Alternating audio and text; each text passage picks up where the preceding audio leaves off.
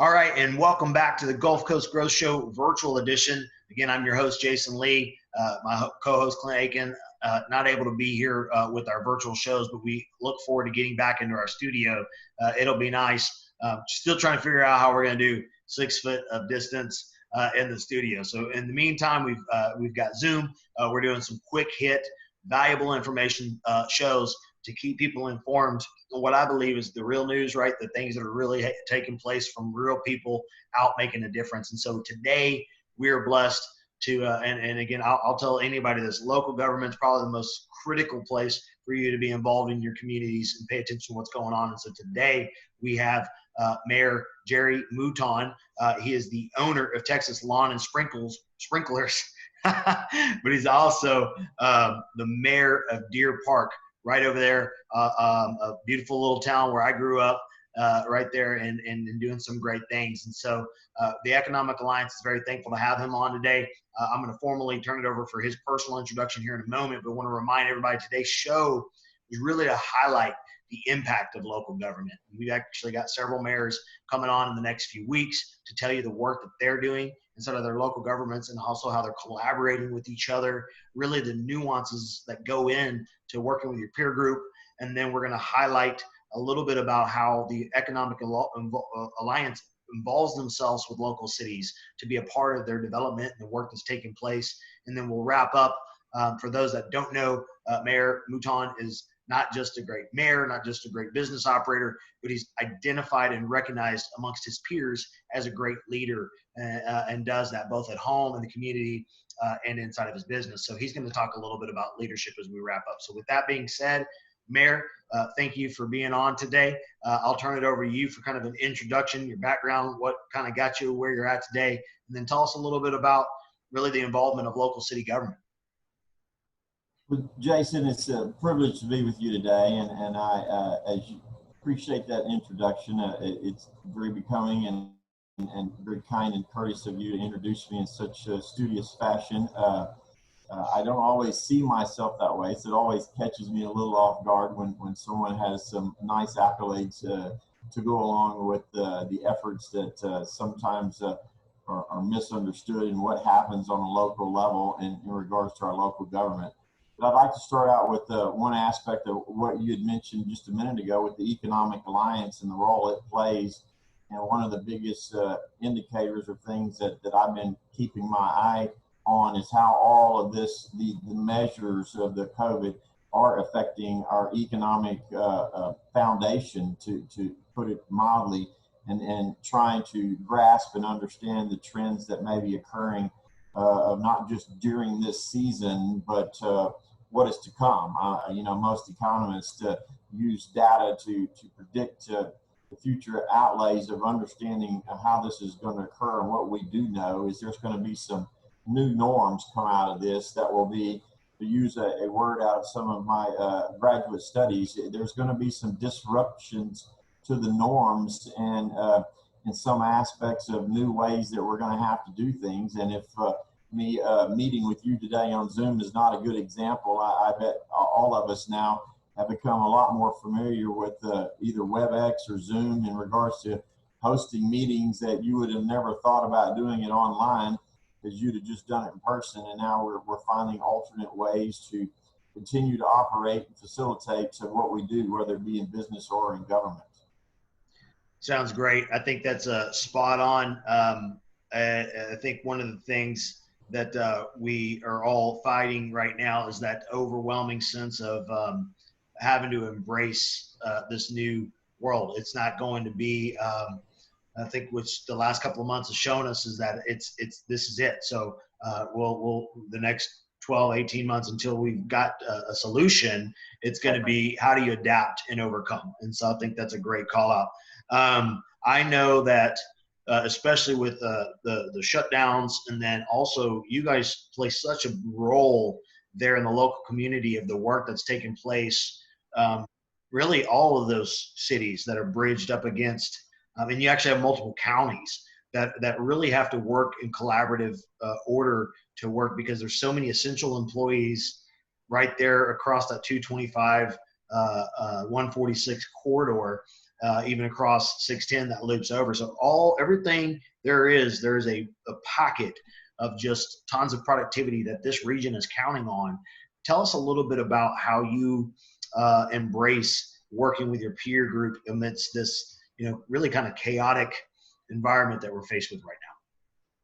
Well, the way you describe that, I think it's good to start out by, a lot of us, when we talk about this region, it's really a 9-county metroplex that all surrounds Harris County, and we're connected in so many ways. You don't actually sometimes understand it, but employees drive from different regions, and goods and services are commuted back and forth, and essential supplies are shipped back and forth in regards to making our region what it is, which is an economic engine for not only the state, but for the whole nation in so many words, in regards to the productions and the products that we produce out of here. So every little thing plays an important role, and it's impacted in many different ways. When you were talking about how we all work together, it's sometimes not understood that when you have regulations coming down from the federal level or the state level, or even,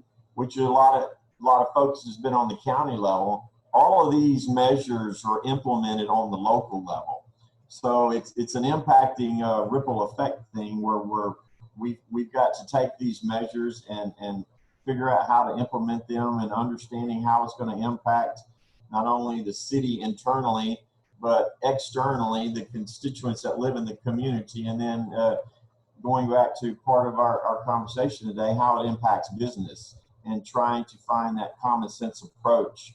We're all definitely dependent upon each other, and it amazes me how some don't see it that way. But as far as regionally, our cities on the east end, and particularly around the Alliance, and how the areas that the Alliance serves are vitally important, that we're all working together to make sure all this is done where it minimizes negative impacts, and it allows businesses to survive in this current environment, because that's what a lot of it's boiling down to.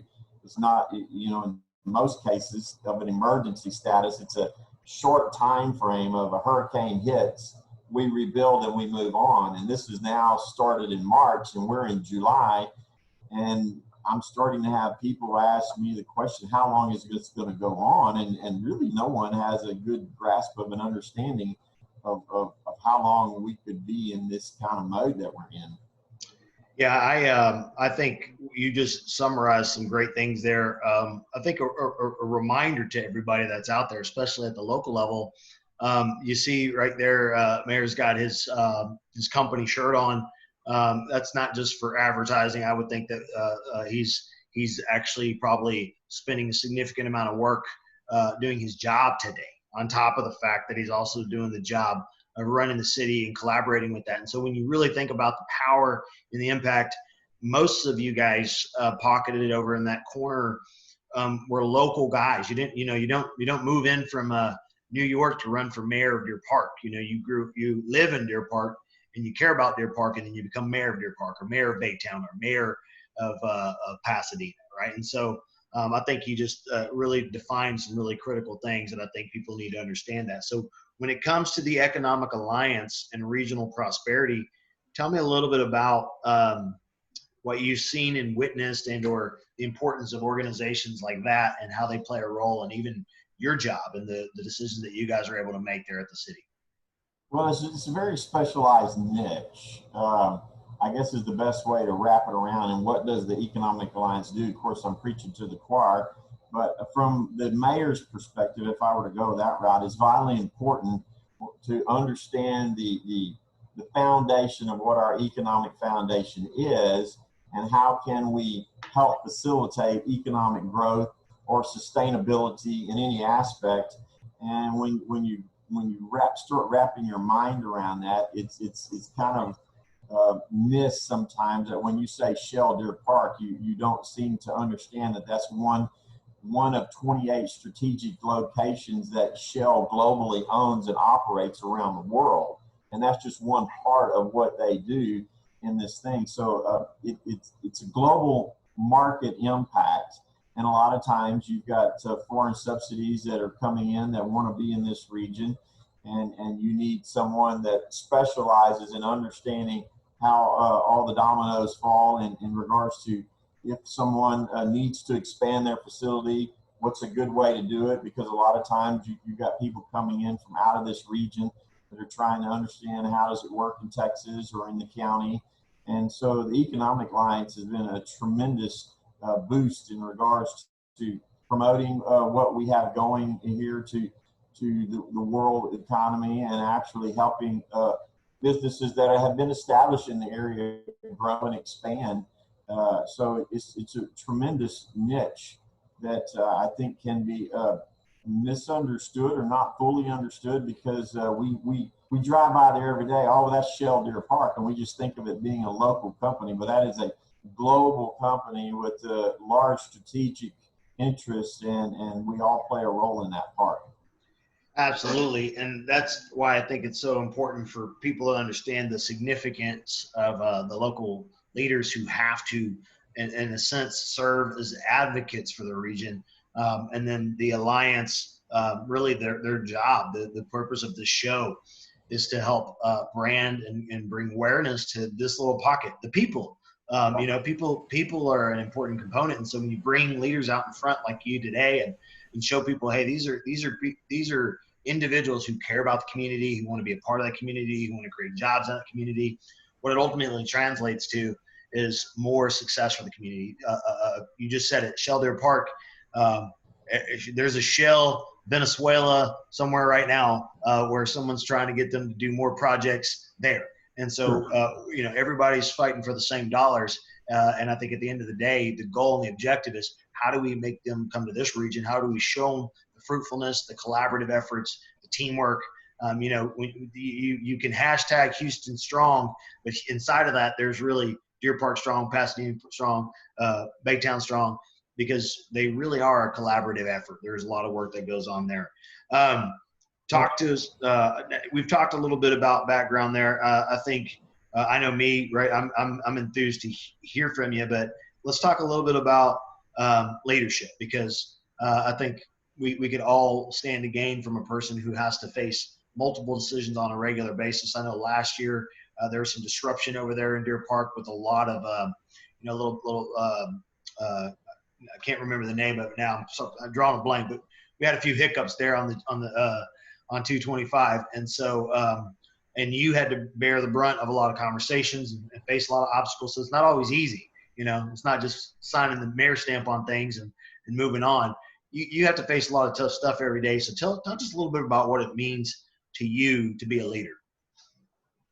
In any aspect of that question, and it's a deep question, I think leadership is heavily dependent upon relationships, and the relationships you develop not only on a local level but a regional level. One of the first questions I asked with staff when I came on as mayor, and looking back, not realizing how important of a question it was, and here was the question: who do I need to know that I don't know right now before I need to know them? And that old saying, it's not what you know but who you know, is a really important factor in some aspects of the equation of when you get into these scenarios, because it's easy to be a leader when nothing's going wrong, right? If everything's clicking along right and everything's working the way it's supposed to be, your business plan works really well, and you're just making all kind of money, and you get it, right? But how many businesses Jason, that have that continuous thing where the trajectory, according to the economists, always goes straight up? Well, we know it doesn't, right? No. So if you look at any economic trends, it goes up, and it goes down, and it goes up, and there's reasons why all that happens, because things happen outside of our scenarios, and so when things occur, you have to develop the relationship. It's hard to develop a relationship in the middle of an emergency. And I think going back to the event you were talking about was the ITC event with the fire, and now we've got COVID, and the year before that we had Harvey, and so it's been an interesting 3 to 6 years in regards to just the magnitude and the relationships you build on every level, from the county to the state level, and even on the federal level. It all plays a role in aspects of how do you deal with it. But the biggest ones is working with our local mayors and with the cities. And we all build our responses based on certain perimeters. But when it's all said and done, there's a little word that I know is heavily used in the industry, and it's called mutual aid. And there becomes points and times in any aspect of a response where you have to call on relationships and partnerships to come help you work through this situation. And I know in every aspect of this scenario, we keep in contact. And I know I talk with a lot of the plant managers to see how they're going. I've been speaking with different ones recently, Dow and Shell Deer Park. And I know Shell last week announced some reductions in positions on their deal. And one of the words that the plant manager used was trying to value the market that they're in and adjust to remain competitive. And it spoke really right into the middle of some of my graduate studies on my MBA, which I just finished recently, which is a big deal. You know, staying competitive in a competitive market is important when your trends are going up and down. And how do you position yourself to be in that next wave of being on the cutting edge of competition? But on a local level, working with each of the cities, finding out where we can help each other when we need help. If you take Harvey, we were kind of spared, and a lot of our neighboring cities had some more dire situations, and it was nice to be able to send support and aid and help them. And if you take the ITC fire, that was a magnitude times 10 that every agency in the region, to the county, to the state, everybody was required, because that was an event that was big enough where you had to have all hands on deck to really do it, to fight the situation and come out on the other end. Well, thank you for citing that. And I think you just hit the nail on the head. It takes a special type of person to not only, take on in addition to their job and their role, but to just step into those shoes. And period, you have to have a certain level of passion. There's no way you can't do it without being a leader and understanding. And the real great takeaways I got were relationships and mutual aid. And I think when it's all said and done, that starts with being at the end of the day, your integrity and being a good person. You know, if you genuinely care about people, you sign up for a job to make a difference in people, and that's what leaders do. And I think sometimes in the midst of politics, we forget that the guy standing there trying to make the decision for the city has got the weight of the world on his back.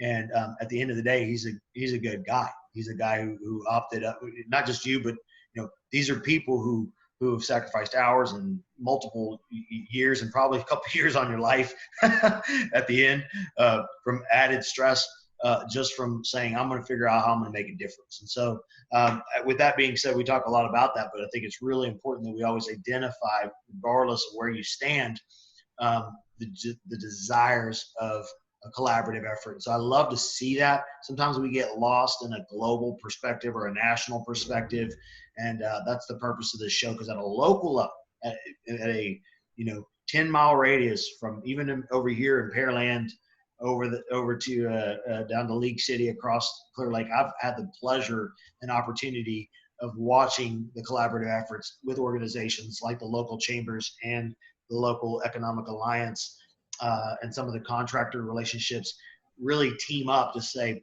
how do we've got to get together and make it happen, Right. And I think that's just one of the beautiful things about what we do and what you guys do at the local level. So just a reminder, be involved, get to know your people. If you're in Deer Park, you need to know Mayor Mouton, because they're there to serve you. So with that being said, as we wrap up the episode, is there anything else we didn't cover, any stone that we didn't unturn that you want to make sure you highlight?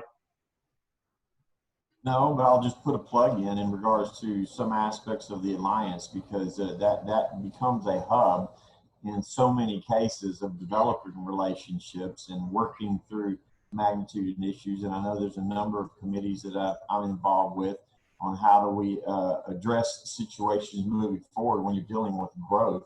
And I know the Alliance has been a tremendous hub of helping our region.